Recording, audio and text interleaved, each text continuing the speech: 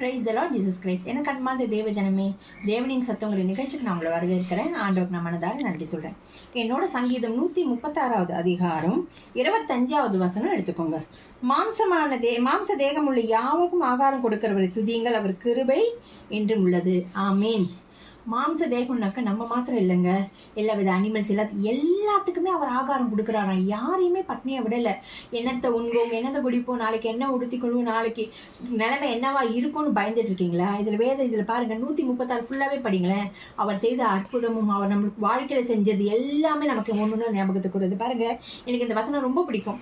மாம்ச தேகம் உள்ள யாவுக்கும் ஆகாரம் கொடுக்கிறவர் துதிங்கள், அவர் கிருபை உள்ள எல்லாருக்குமே ஆகாரம் கொடுக்குறாரு. காக்காவை பாருங்க, குருவியை பாருங்க, ஏன் எறும்பை கூட பாருங்களேன். எல்லாத்தையும் படைத்தவர் அவர் தானே. எதையுமே பட்னியாவே விடலைங்க. எல்லாருக்கும் எல்லா விதத்திலையும் அவர் ஆகாரத்தை கொடுத்து போஷிக்கிறவர் இருக்கார். இன்னைக்கு நீங்க எதை குறித்து கவலைப்படுறீங்க? உங்க வீட்டுல அப்பம் தீர்ந்து போச்சு, எண்ணெய் தீர்ந்து போச்சு, சாமான் இல்லைன்னு நினைக்கிறீங்களா? பொருளாதாரத்துல இதுன்னு நினைக்கிறீங்களா? அவர் நிச்சயமா போஷிக்க போதுமானவராக இருக்கார். அவர் கிருபை என்றும் உள்ளது.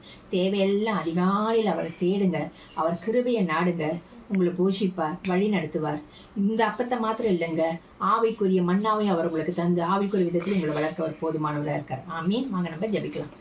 எங்கள் அன்பின் பரலோக தகப்பனே, இந்த வேதத்தில் இருக்கிறபடி மாம்சம் தேகமொழியை யாருக்கு நீர் ஆகாரத்தை கொடுக்கிறீர், போஷிக்கிறீர். ஆண்டவரே, யாரையும் பட்னியாகவே விடலப்பா.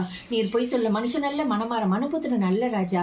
யார் யாரெல்லாம் ஆண்டவரே உம்மை துதிக்கிறார்களோ ஆண்டவரே, இப்பொழுதும் அவர்கள் தேவைகளுக்காக உங்கள் சமூகத்தில் வந்து நிற்கும் போது, நாளைக்கு என்ன சமைப்போம், என்ன நாளைக்கு அடுத்த நாள் வேலைக்கே சாப்பாடே இல்லைங்கிற இடத்துல ஆண்டவரே நீர் வாக்கு கொடுக்கிறீர். ஆண்டவரே, மாம்சமான தேகமொழி யாருக்கும் நீர் போஷிக்கிறவராக இருக்கிறீர் ராஜா. உடைய கிருபை என்றும் உள்ளது என்று சொல்லியிருக்கிறேன். உடைய கிருபையினால் அவர்கள் வீடு முழுவதையும் அப்பத்தினாலும் என்ன ஆசீர்வதிப்பீராக.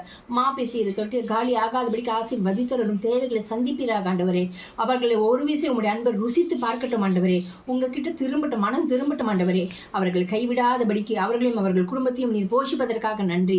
எல்லா பசு பட்சிகளையும் நீர் போஷிப்பதற்காக நன்றி ராஜா. மாம்சங்களை யாவருக்கும் நீர் ஆகாரம் கொடுக்கிறீர். ஆண்டவரே, இந்த ஆகாரம் மாத்திரமல்ல, மனுஷன் அப்பத்தினால் மாத்திரமல்ல, கர்த்தருடைய வாயிலிருந்து புறப்படுகிற ஒவ்வொரு வார்த்தையினால் பிழைப்பா என்ற வேத வசனத்தின்படி உம்முடைய வார்த்தையினாலும் ஆண்டவரை எல்லோரும் பிழைத்திருக்க, உமக்குள்ளாக ஆவிக்குள்ள வளர ஒவ்வொருத்தருக்கும் கிருபை தரும். இயேசுவின் நாமத்தினால ஜெபிக்கிறோம் பிதாவே. ஆமீன். ஆமீன். God bless you. கவலைப்படாதீங்க, நிச்சயமா ஆண்டவர் உங்களை போஷிக்க போதுமானவராக இருக்க. அவர் கிருபை என்றும் உள்ளது. ஆமீன்.